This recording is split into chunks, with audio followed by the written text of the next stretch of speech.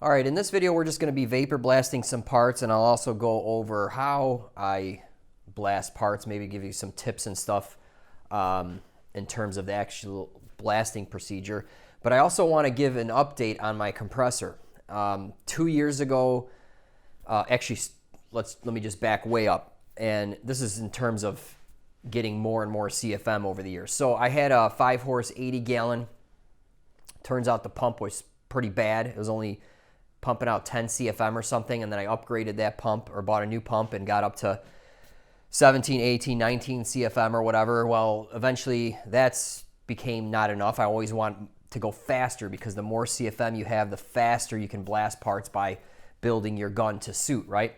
So then I scored a 5-horse unit, 3-phase. I shit-canned the 5-horse motor and put a 7.5-horse single phase on it, and you know, the pulleys and whatnot, so it spins faster and produces more CFM. So I'm at 25 CFM. This is a Champion US-made unit with a nice 7.5-horse motor. It's a quality unit, and man, it pumps out a lot of air. At 25 CFM, I mean, it's a game changer when you can increase the gun size and continuously blast without stopping. So 25 CFM makes a huge difference. And I know what you're thinking, why you spinning the pump faster? Well, that unit comes in 7.5-horse and 5-horse variants. The difference is the pump RPM speed. And to drive it faster, you need more horsepower. Simple as that. So it definitely comes built as this. You can buy that freaking compressor for like $4,000 nowadays, which is ridiculous. But anyway, let's go to the workbench. I'll show you the parts. Okay, so here are the parts we're going to vapor blast. They are off a Subaru. This is for my coworker. He just got a new motor for his car. He blew the other one up, and he's shooting for a little over 400 horsepower, so that's pretty cool. But anyway, he wants to clean these up before he puts it back together. So these are like throttle bodies or something like that. And one thing to note is there's a bushing here, or a bearing. It's a bushing. Looks like a steel-backed bushing.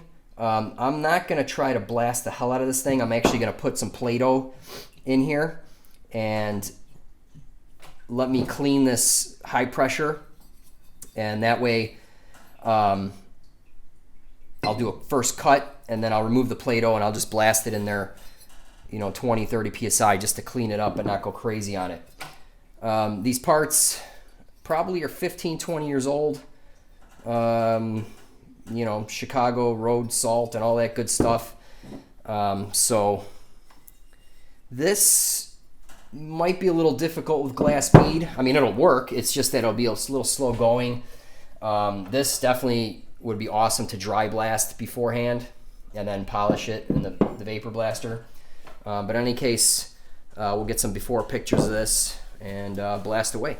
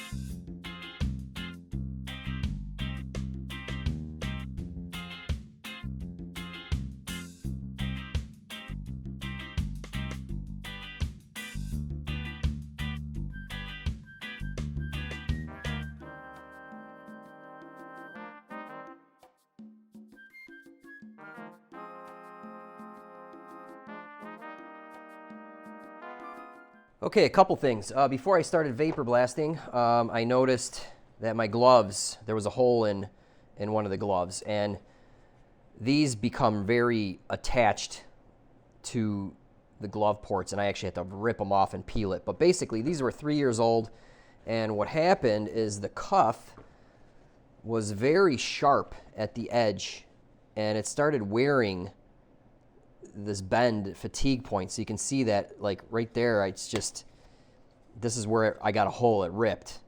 So these are 3 years old. These are fantastic gloves. They're seamless. They work great, but unfortunately it's a wear item. So I have these available on my website. If you need gloves or yours are looking pretty worn out, definitely check that out. I got them for you. Okay, so these parts are blasted, and I want to talk about it a little bit. Use the HTMR gun in 7.5 horse mode, which is 25 CFM. I blasted this part at 60 PSI for the first pass. So what I mean by first pass is 60 PSI, and you get right in here. You're only like an inch away, and you don't hold the gun straight on the surface. You kind of do it at a 60-degree angle or 45-degree angle or whatever, and then what that does is it actually cleans faster, and the water ricochets away from you and the glass. If you hit the part straight on, you're going to get a lot of splashback, and that sucks for visibility. So you definitely want to hold it on an angle. You can really see what you're doing, and it actually strips the junk off faster. Now, so first pass, really close up, 60 PSI, and then that is my cut pass.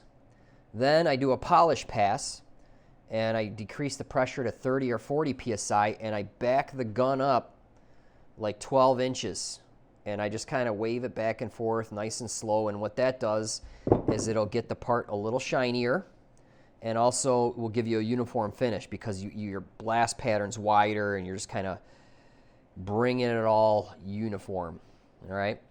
So at 60 PSI, this took, 60 PSI cut and then the polish. This took, I think, a little over 20 minutes, all right? Then I bumped the pressure to 70 PSI, and I did this one in about 12 minutes, 12, 13, 14 minutes. From 60 to 70 PSI, it was a huge difference in terms of speed. Yes, you're beating your media up a little bit, but that's okay because time is money, right? So I don't care. I don't want to stand there and blast forever. This part was pretty freaking black. I was worried that it would take a while, and it did. This took 20 minutes. I did this one at 80 PSI, and that was just to really get after it. And you can see I kind of need to hit that area a little better. There's still a little black there. But anyway, what's awesome about the HTMR gun and the taper nozzle is you can get in these holes here. So like, see this thing here? So what you do in here is you just go and you just kind of wiggle this guy around, and it'll blast that perfectly clean. If you have a big fat nozzle, like on some of these guns that are like stubby on the end, you can't really get in there. You're just going to have to hope that it cleans out those holes. But yeah, cut pass, 80 PSI, and then I think I went to 60 or 50 PSI for another cut, another pass, and then 30 PSI finally. So like, you need to gradually stop, you need to decrease the pressure in steps. You can't go from like 80 to 30. Well, you could, but like it's better to like do it gradually. So I just do a bunch of passes, and you just keep lowering it, and then you get a nice shiny part. And then over here, there's it looks like a steel-backed PTFE line bearing in there. That's what it looks like to me. Anyway, I didn't want to damage that, so take a little bit of Play-Doh, you ball it up, and you just stuff it in the hole. Just pack it tight, and just don't focus in that area all that much on your cut pass. So I didn't want to embed material in there. I didn't want to strip the coating off the bearing. So once my cut pass was done, I just blew that out with compressed air, or you can take a pick and poke it out. And then I did hit it with like 20 or 30 PSI just to kind of rinse it clean, right? So anyway, those are some blasting tips. These are all done. They look beautiful. And all I did was rinsed it and blow dried it with compressed air, and you make sure you get a needle tip in the blind holes to blow out all the threads, all the media out of the holes. But these are looking good, ready for install. Maybe another rinse and a blow dry, and then it'll be ready for install.